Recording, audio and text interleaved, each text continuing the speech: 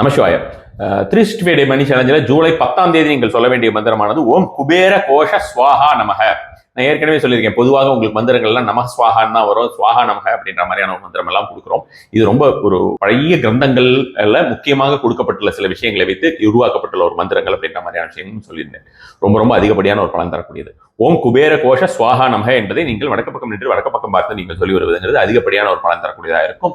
இந்த ஒரு நாளிலே நீங்கள் புதினா செடியா தானம் பண்றாலும் சரி, அல்லது புதினாவை வீட்டில் யூஸ் பண்ணாலும் சரி, அல்லது புதினாவை நீங்க புதினா இலைகளை கேரி பண்ணி, புதினா இலைகளே எந்த அளவுக்கு தனவரத்தை உண்டு பண்ணக்கூடியது, புதினா செடி அப்படின்ற மாதிரியான விஷயங்கள் நம்ம ஏற்கனவே பார்த்துருக்கோம். அதோடைய mystical connections with elements and astrology அப்படின்ற மாதிரியான விஷயங்கள் நம்ம நிறைய பார்த்துருக்கோம். ஸோ புதினா இந்த ஒரு நாளில் நீங்க எடுத்துட்டு போறதுங்கிறது நல்ல ஒரு பலன் தரக்கூடியதாக இருக்கும். இந்த மந்திரம் சொல்லும்போது நீங்க யூஸ் பண்ண வேண்டிய கலர் அப்படிங்கிறது பார்த்தீங்கன்னா பேர்ல் ஒயிட், அதாவது முத்து இருக்கும் பார்த்தீங்களா, ஒரு மாதிரியான ஒரு ஒயிட், அந்த மாதிரியான ஒரு ஒயிட் கலர் நீங்கள் யூஸ் பண்ண வேண்டியது. எவ்வளவு தூரம் இந்த ஒரு மந்திரம் சொல்லணும் அப்படின்னு பார்த்தீங்கன்னா 21 முறை இந்த ஒரு மந்திரத்தை நீங்கள் காலையில் 4 மணிலேருந்து 5 மணிக்கோ அல்லது மாலை 4 மணிலேருந்து 5 மணி வரைக்கும் சொல்வது அதிகப்படியான ஒரு பலன் தரக்கூடியதாக இருக்குன்னு வச்சுக்கோங்களேன். ஒரு கதை இருக்கு இல்லையா, கதை இவர் ஆஞ்சநேயர் வச்சிருப்பாரு, அந்த மாதிரியான கதையை இந்த ஒரு நாளிலே நீங்கள் வரைவது அப்படிங்கிறது, அதை கொஞ்சம் அடிக்கடி பார்த்து வருவது அப்படிங்கிறதும் அதிகப்படியான ஒரு பலன் தரக்கூடிய விஷயமாக இருக்கும். நமசிவாய்.